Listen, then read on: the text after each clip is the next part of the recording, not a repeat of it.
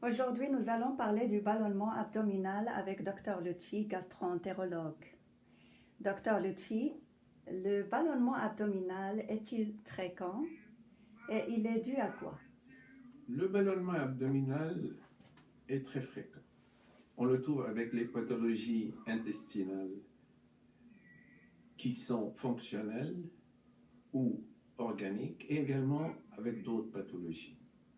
Le ballonnement est dû à la distension de la paroi intestinale par des gaz, dû au fait qu'on avale beaucoup d'air en mangeant, avec sensation de plénitude secondaire, ou bien dû à une fermentation des aliments par les bactéries intestinales, donnant des rots, du borborique ou de la flatulence.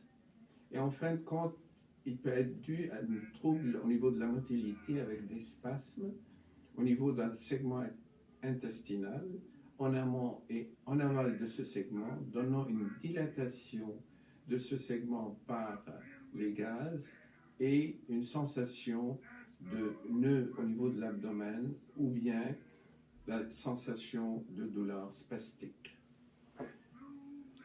Comment on peut objectiver le ballonnement?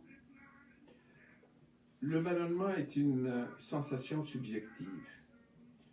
Cliniquement, on a recours à la percussion de l'abdomen qui donne un son creux amplifié par les gaz qu'on appelle le tympanisme. On peut objectiver le ballonnement abdominal par une plaque simple de l'abdomen qui montre une distension des segments intestinaux ou bien par une échographie abdominale, un CT scan de l'abdomen quand on cherche l'origine d'une douleur abdominale. Et on se rend compte qu'il y a beaucoup de gaz au niveau des intestins. Quelles sont les causes du ballonnement et le traitement possible? Les causes du ballonnement sont multiples. Ce qui est le plus fréquent, c'est surtout les habitudes alimentaires. Ça veut dire que si on mange trop, si on mange trop vite, si on mastique mal, on va avoir trop d'air au niveau des intestins. L'autre chose, c'est qu'il faut 20 minutes pour l'organisme pour nous avertir qu'on a trop mangé depuis la première bouchée. Donc, si on mange trop vite, on va manger trop. Pour cela, il faut manger lentement et si possible, 4 fois par jour en petite quantité. Les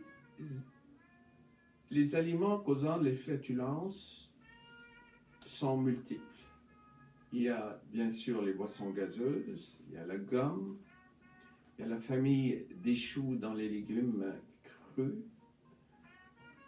comme les crucifères, il y a le gras, les fritures, le hot dog, le smoked meat, des sauces grasses. Dans les fruits, c'est le pomme et les raisins surtout. Il y a les céréales, les légumineuses, et bien sûr, comme on a dit, les légumes crus. Et deux intolérances surtout qu'on voit souvent, c'est l'intolérance au lactose et l'intolérance au gluten. L'intolérance au lactose se manifeste surtout au niveau du lait, de la crème glacée, des soupes crémeuses, ou bien des aliments comme pizza, lasagne, grilled cheese, macaroni. Par ailleurs, pour remédier à ça, on peut remplacer le lait par du lait d'amande ou lait sans lactose. Le fromage, lui, il est relativement bien accepté par l'organisme, sauf si on le chauffe. Pour l'intolérance au gluten, toujours procéder à un test pour savoir s'il y a une intolérance au gluten et si c'est le cas, consulter un diététiste pour une diète sans gluten. En bref, il faut diminuer ou cesser les aliments qu'on a mentionnés jusqu'à maintenant.